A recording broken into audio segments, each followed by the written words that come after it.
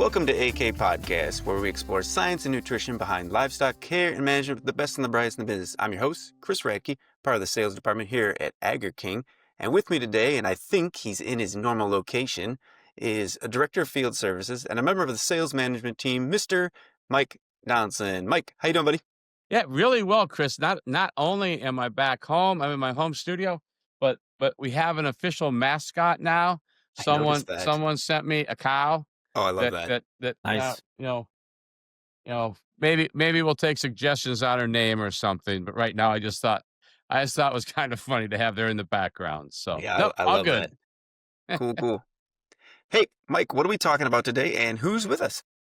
Well, Chris, today we're going to do an episode, and we're going to talk about start talking about the different approaches dairies can take to their nutrition program, depending on where they're located and how they want to farm their land. Essentially, what we want to talk about today, we're joined by Agri-King nutrition consultant Fredy Urquia, and we're going to talk about corn silage and predominantly alfalfa, or at least a perennial approach to the hay crop. Fredy, thank you so much for being here. Could you give us some of your background and a little bit of information about you? Thanks, Mike. Yes, I'm happy to be here. So since you're talking about your background there and you show your cow, I want to show this picture here. This was painted by my wife, so that's really nice. So That's yeah, a I'm good happy one. to be here. I hope I can bring some valuable information. And well, let's talk about a little bit where I come from. So I've been in the industry for 28 years. I started in Mexico, on the central north region of Mexico, which is very similar to what you will find in the panhandle of Texas or New Mexico. Not quite Arizona, not arid as Arizona, but kind of the same desert where cows are established in Mexico. The name of the city is Torreon. I was there for 15 years. I also, on that time, I was traveling to Saudi Arabia, working for Almorai. That's Phoenix, just like Phoenix. So my experience is more like in the desert conditions, right? In 2012, I moved to the U.S. I was based on Amarillo, Texas, but I covered all the Panhandle territory. We went all the way to Las Cruces, New Mexico, and serviced dairies all around those areas. And in 2018, I was moved here to Idaho, where I live now in the Treasure Valley, Boise, and working with dairies around here on the other valley, and starting in California on the organic dairies. So that's in a nutshell what I've been doing all these years. That's great, and I really appreciate the different perspective someone like you can bring in.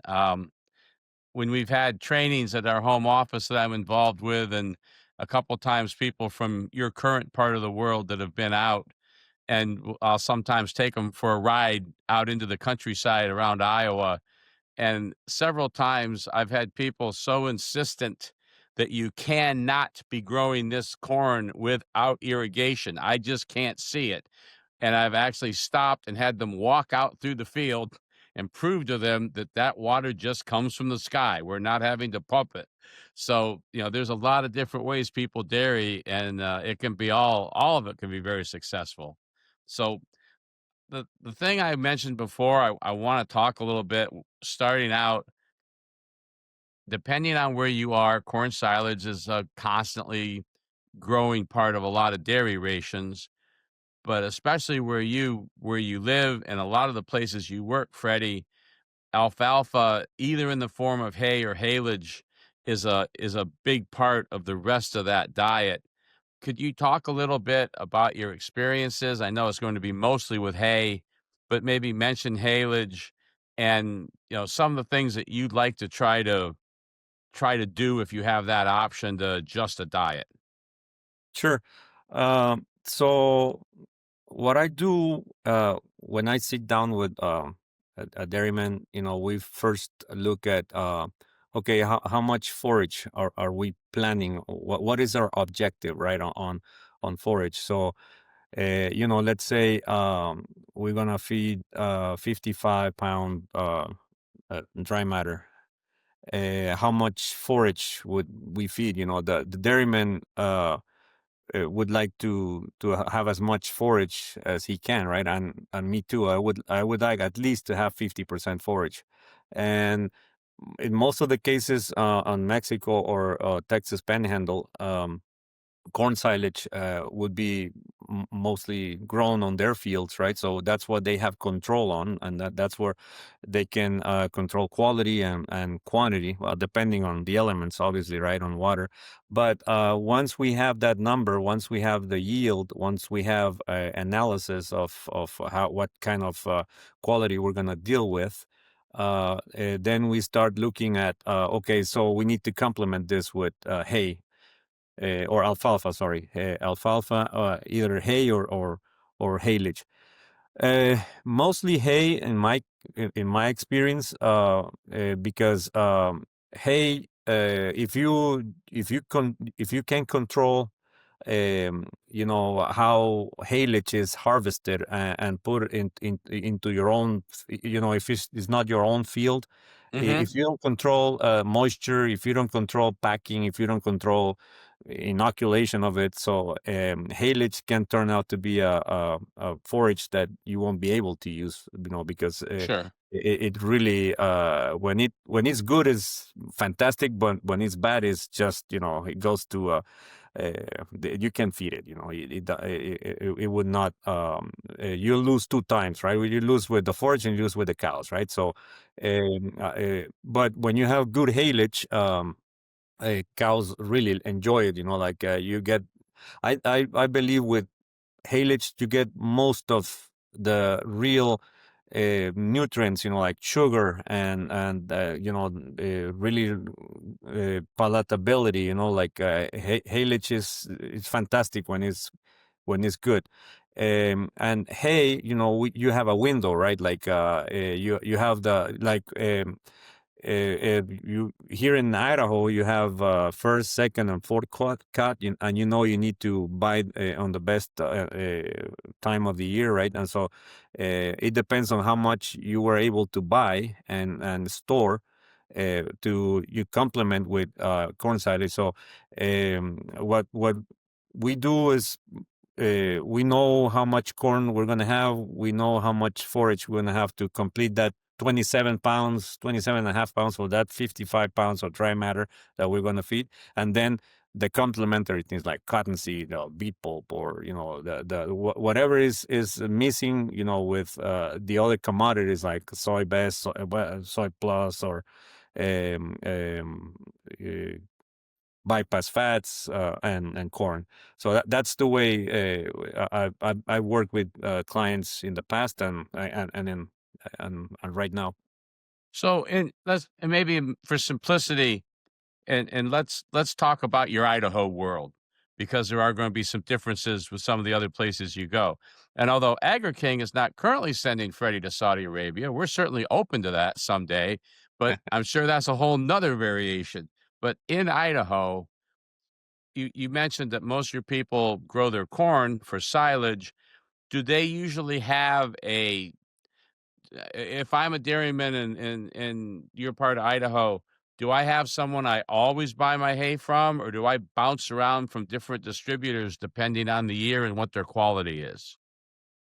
I would say big dairies have that problem, and when I say big dairies, 10,000 cows, 6,000 cows, they have to go through different providers, right? And then they go to Nevada, they go to um, Oregon, Washington, so Eastern Idaho, there's good hay over there.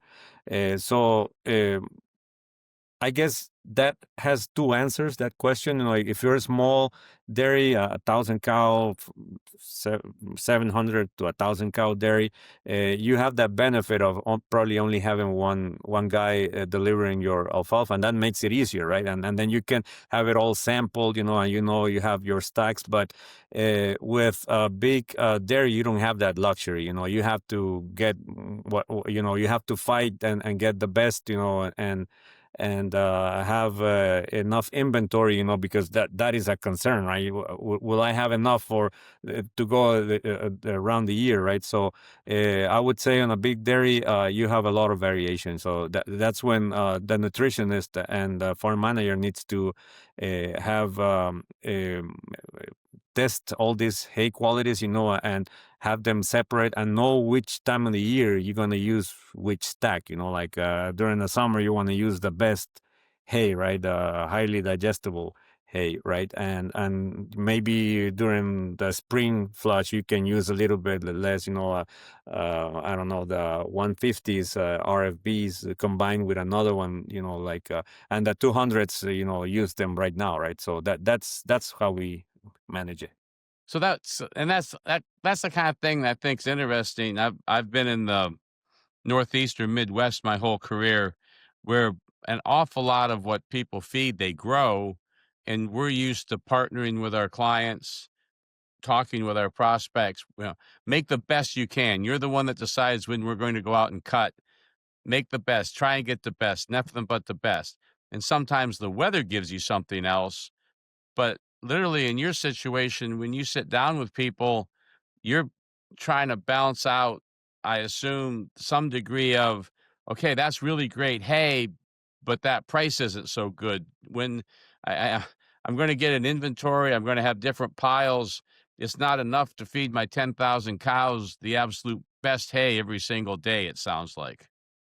Exactly. That's exactly how it is. You have to adapt. You have to be creative. You have to use, other byproducts that you can find in the industry. Like here we have beet pulp. We have, other options that could come into place to maybe not use as much hay as we're talking about hay. If you have those 140s, 150s, that they're not gonna be good for intakes, right? And so you have to probably reduce the amount that you will be able to use and compensate with other byproducts or commodities that are around, and that's when you start balancing to get to the sweet spot, right? Do you, is in your world, is getting that, and you've referenced a couple times, you're going to work with a producer. This is the amount of corn silage I want to aim to be able to feed. Can you hit that pretty predictably, that corn silage can be a foundation that doesn't have to move a lot through the year? No, Mike. There's years that we have, I don't know, 25 tons per acre, and some years that we're close to 40. It all depends on weather. Okay. So no, it's not predictable.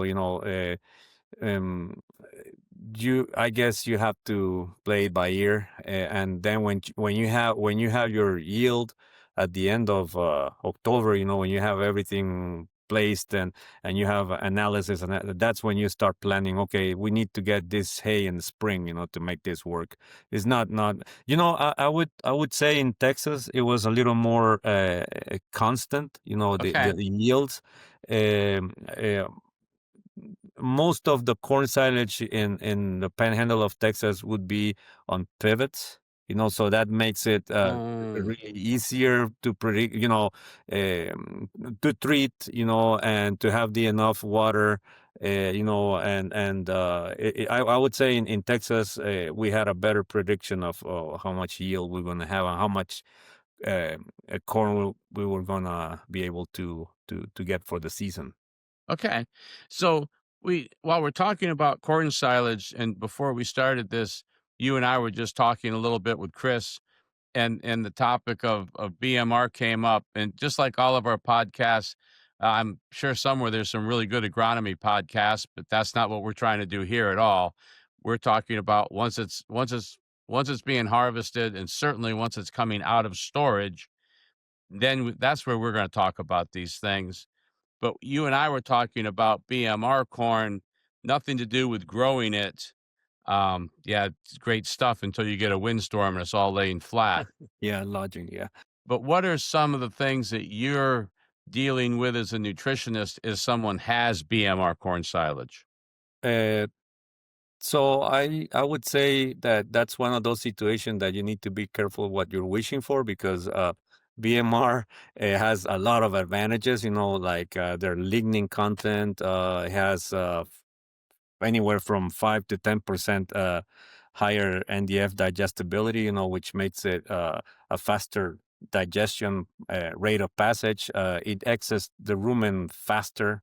You get higher intakes. You get high yields of milk. For transition cows, it's a perfect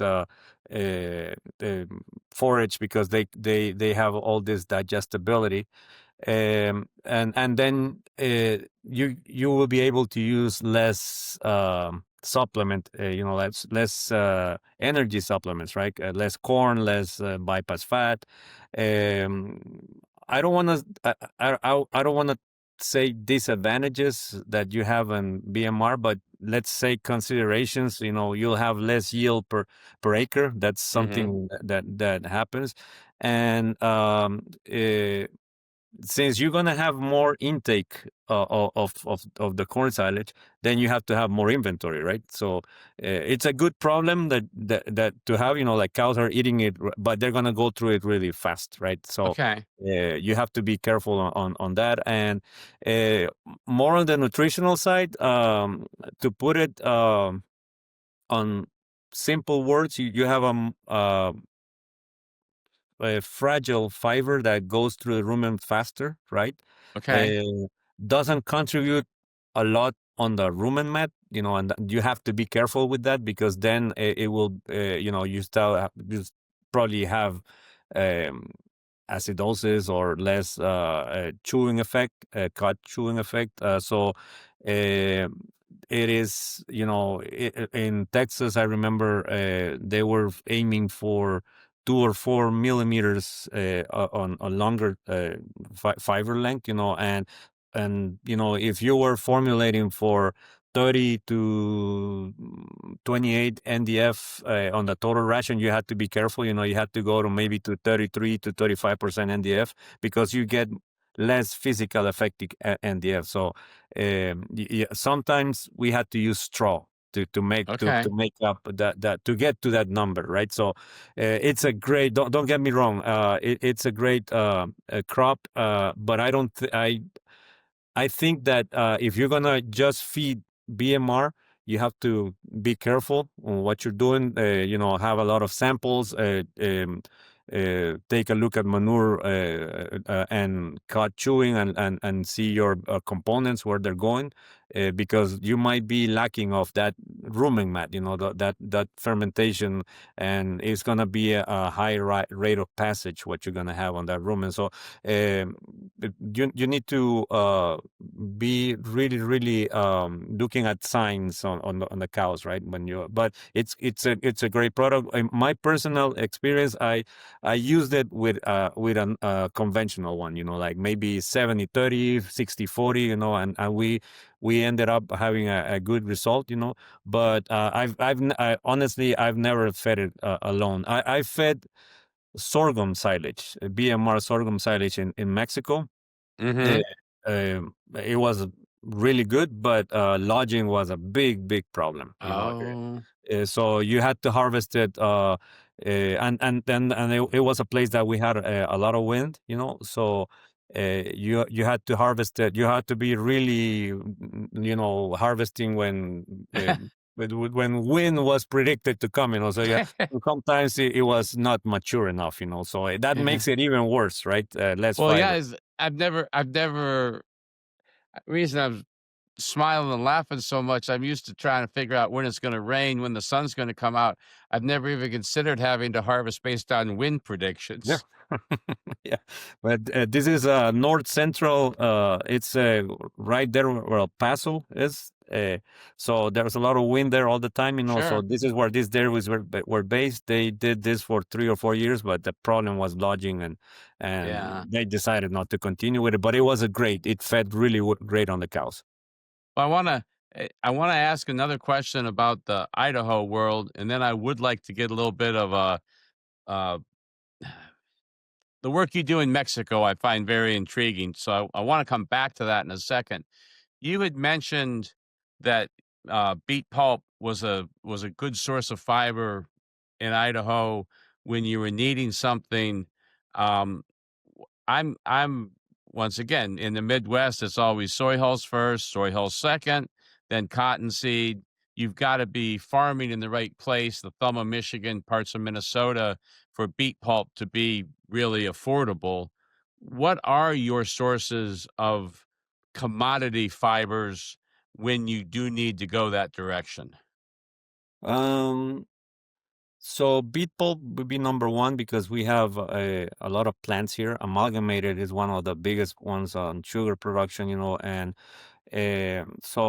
there's a big fight on contracts with them, you know, to get beet pulp. You know, everyone's fighting to get some, and they use beet pulp shreds, you know, which are even better, Yeah. higher content of sugar and you know pectins, and so very digestible, very palatable. We also have soybean hulls as well. Sometimes you can get a citrus pulp from California. Really? um, Almond hulls also it's an option, but really the best, you know, the big fight is about beet pulp. I don't see a lot of almond hulls here in Idaho. I see it Hmm. more in Oregon, but those would be the source. So you know, if you're not if you don't get a contract with beet, probably soy hulls would be the next choice. We do feed most of the farms feed cottonseed. We do get Okay. cottonseed. You know, we feed I don't know, anywhere from 3 to 5 pounds. You know, and sometimes prices are really ridiculous. You know, but right now it's you know, it's okay. We can use it. You know, they got good contracts, and but those are, you know, if you go to, I don't know, 10 dairies, I would say 6 of them are using cottonseed. Okay. Okay. So let's go to your experiences in Mexico. That's something I really would like to hear. I'm sure even compared to probably especially Idaho, but even Texas in some ways, that's got to be a whole nother set of variables that you deal with in Mexico. Tell us about Mexican dairying. Absolutely. So genetics are the same, Mike. Genetics are universal, right? You can get same genetics anywhere. The expression of those genetics has a different story, right? But uh, I would say a farm that was built 5 years ago in Mexico has the same technology, has the same milking parlor, you know, same softwares. Everything would be really the same. You know, you would be surprised to see how well technified these dairies are.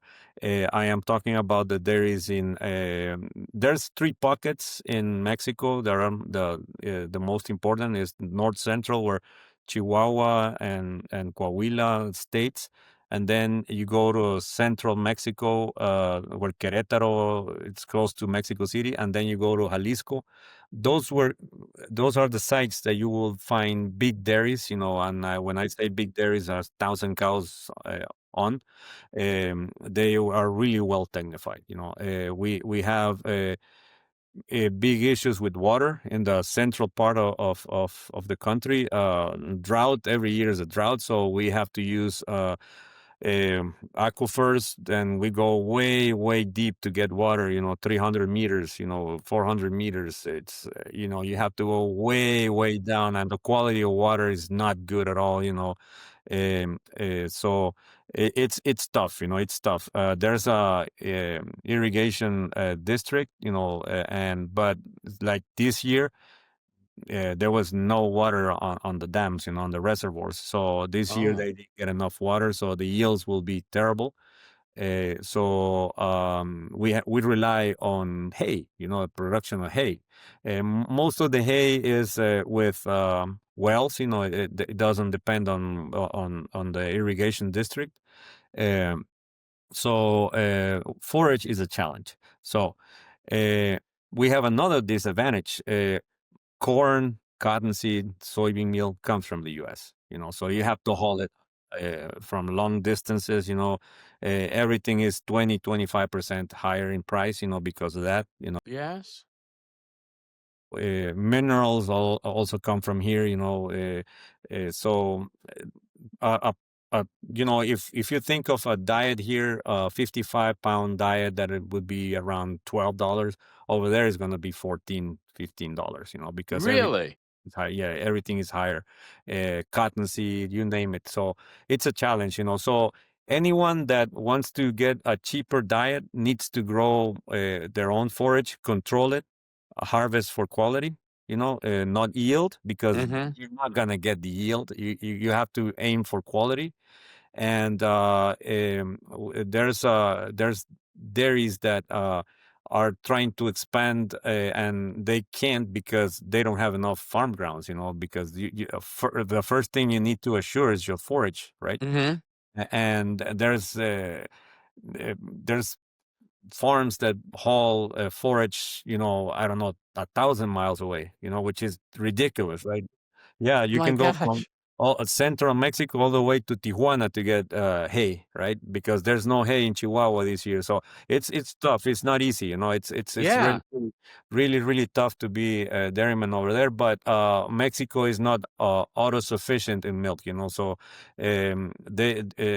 any guy that makes it on the industry will keep growing, keep growing, keep growing, because there's a lot of powder being imported to supply the demand of milk in Mexico. So it's a really tough place to be, but that's where always wanted Agri-King to come in to Mexico, to since we're looking for quality.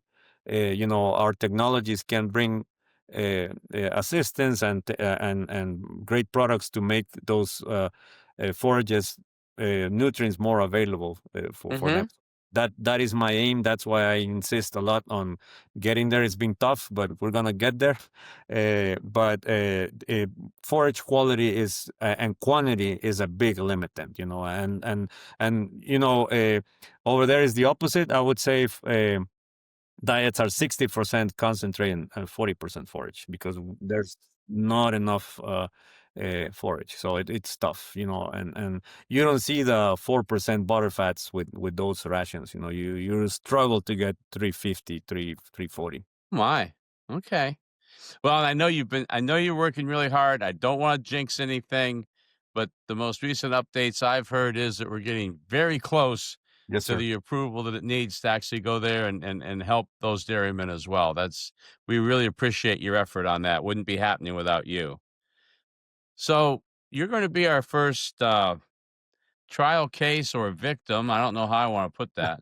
Oh boy. When we have a nutritionist on, I want you to tell me, and I think we'll pin it down a little bit because you work in such a big area. I want to find out, if I was an Idaho dairyman, if I'm one of your clients, and we're sitting down ahead of the coming cropping season, what do you want your dream ration to look like for a milk cow? I mean, you think for a second. Um, do you want BMR and conventional corn, and what split? What do you want as far as hay? I don't want to get all the way into the percent soluble versus bypass. I'm not trying to get that far into the weeds. But if you were to jump on an elevator with me, and between the first and the eighth floor, you were going to tell me what you'd like me to feed, what direction would you send me? Okay. Yeah. Um. So if I think again on that 55-pound dry matter ration, those 27 pounds of forage, I would like to have a 50-50, 55% forage. I would move between 50 and 55, okay? On that, let's say on that 50% forage, I would really like to be on 60% corn silage. If we can have a combination of BMR and conventional, that'd be great. But on real sense, I think would be conventional here in Idaho. I would like to see a good dry matter on that corn silage. And now when I say good, let's put a number to it, between 35 and 38% dry matter. I want to see that. I want to have a 38% starch, on that silage, and I would like to have enough to go year round and not have to make adjustments on like we're in, like right now, we're about to be done, and we need to, it's already almost to harvest, but we need to put the step on the brakes, right? I don't like those changes, so I would really like to feed more corn silage than alfalfa. I think alfalfa, I would like to be able to be picky on the alfalfa, just buy the best of the season, and reject alfalfa that is not, because I have a big inventory of corn silage. Because I'm now in control of most of my forage. I would like to be very picky on the hay that we're gonna buy, Okay. and that would be my ideal situation. That's what I would really like you to or a dairyman to be flexible on. Hey, let's do our best on our corn silage. Let's aim for that dry matter. Let's do the agronomic side to get it. Insect control on that, on all of that, and just harvest when the corn is ready, not when your harvester wants, right? Like, oh no, no, when I want, right? Like when it's ready, when this field is ready, go in, harvest it, have a great dry matter, and then buy the alfalfa. That would be my dream. That's perfect. Well, Fredy, you have been an absolute delight. I've loved the way this has gone. I always feel a little bit smarter after I do these. I get to talk to really smart people and pick up some of the things I'm curious about. So no, I appreciate you joining us. Chris, what'd you learn today? My big takeaway is just, I guess Freddie just kind of his little insights into how a dairy farm operates in Mexico. Just the trouble or the hardship of you have to go maybe 1,000 miles to get hay just seems ridiculous when I can go like 20 minutes down the road and get some hay here. So I think that's just, or how hard it is to get water. It's just things that I don't normally think about because we have it, but I think it helps everybody else think about different ways of operating, and it's just opening our eyes for things like that. And I really like that. So thank you, Freddie. If you liked what we talked about, you can find us just about on any socials. So find us there. Please leave us a review. It helps us get more views to our podcast. We can find us on our website at agriking.com. And if you have any questions or follow-ups, you can email us at podcasts@agriking.com. And if you'd like to name Mike's cow with the yellow booties, give us some suggestions. And Mike will show it for us. Yeah, look at that thing. Give us some suggestions and we'll see what we can do. All right, Freddie and Mike, thank you so much for your time. Thank you, Hey, guys. thank you guys. Appreciate it, Fredy. Thank you so much. Anytime.